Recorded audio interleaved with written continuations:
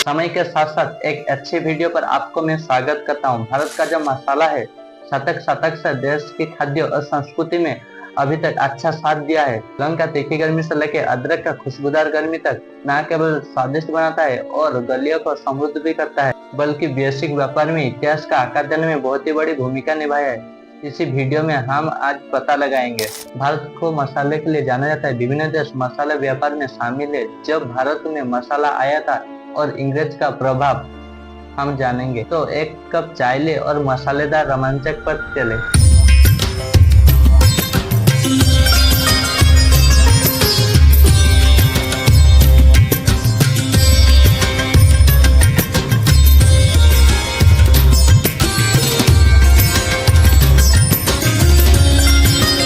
भारत के मसालेदार कहानी हजारों साल पहले प्राचीन व्यापार के मार्ग से शुरू होता है। भारत को अलग अलग देश से जोड़ा जाता है।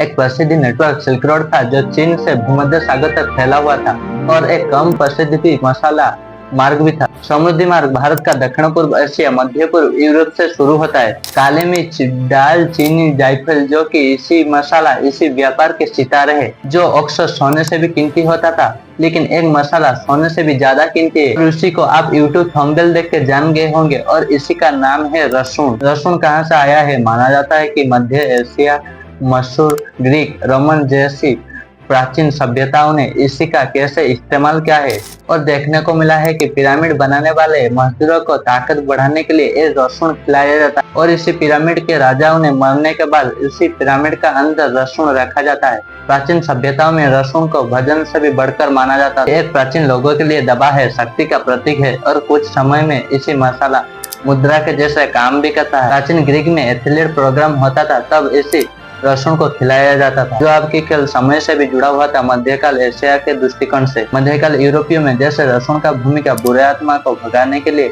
और एशिया संस्कृति में इसी का योगदान बहुत ज्यादा है। सदियों से इसी का इस्तेमाल पारंपरिक चिकित्सा और अनुष्ठान के लिए किया जाता है। व्यापार और अर्थव्यवस्था के लिए लहसुन एक महत्वपूर्ण मार्ग है। यह लहसुन एक मूल्यवान वस्तु था, विवाद का कारण भी बनता था और बाजार का आकार भी देता था। लगभग इतिहास का मसालादार युद्ध और कहानी की तरह लहसुन को पिशाच, बुरे आत्मा को भगाने के लिए और अलौकिक प्रथा के लिए उसको इस्तेमाल किया जाता था।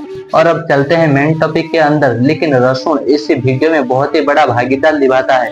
भारत से अलग देश सामान भी ले जाते थे, उसके साथ साथ भारत का संस्कृति, विचार, नवाचार को भी ले जाते थे। 2000 ईसा पूर्व तक भारत के मसाला पहले तो मेसोपोटामिया में अपनी रास्ता बना चुका था, और इसी मसाले को मसाला शक्ति के नाम से जाना जाता था। भारत को शुरुआती भूमि पर भी संकेत देता था। विदेशी भारत में पहले मसाला नहीं ले जाते थे।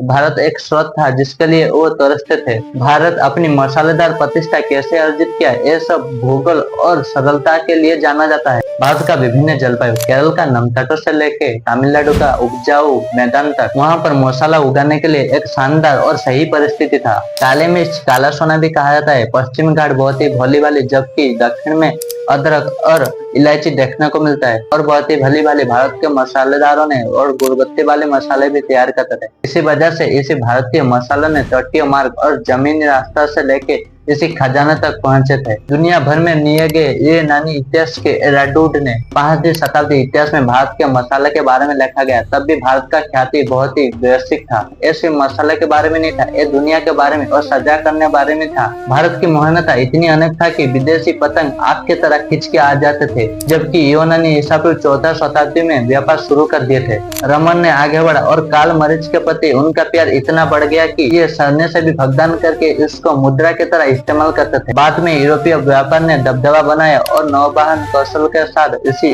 मसाला को यूरोपीय पहुंचाया गया, जबकि भारतीय मसाला को छुप कर रखा गया। वहाँ पर एक बहुत ही बड़ा मोड़ भी है। कुछ विदेशी भारत में मसाला लेके आए। उदाहरणों के लिए भारत का व्यंजन एक मुख्य हिस्सा है, और 15वीं शताब्दी में पुर्तगाल व्यापार के साथ अमेरिका आए थे। इसी आदान प्रदान में भारत के मसालों को भी समृद्ध मिला और विदेशी में उसका समृद्ध बढ़ा।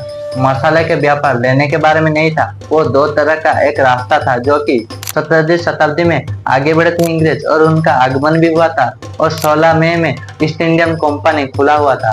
भारत के मसाला को सुनहरा अवसर मान के इंग्रेजों ने भारत के समुद्री तटों पर एक व्यापार का चौकी बनाया। शुरुआती में लोगों को मिर्च ध्यान केंद्रित करा, लेकिन वहाँ पर भी इसी का महत्वपूर्ण भूमिका था। समय के साथ साथ ये सब कुछ बढ़ता गया। अंग्रेजों ने सिर्फ मसाला नहीं चाहते थे, भारत में नियंत्रित करना चाहते थे। वहां पर कंपनी ने मसाला व्यापार में एक अधिकार लिया, प्रतिस्पर्धियों को बाहर कर दिया और भारत के किसानों को शोषण करने लगा। बंदरगांव जैसी बुनियादी निर्माण किया गया और यहाँ तक भी ये सब तैयारी किया गया थी क्या फसल लगाया जाएगा और क्या फसल नहीं लगाया जाएगा।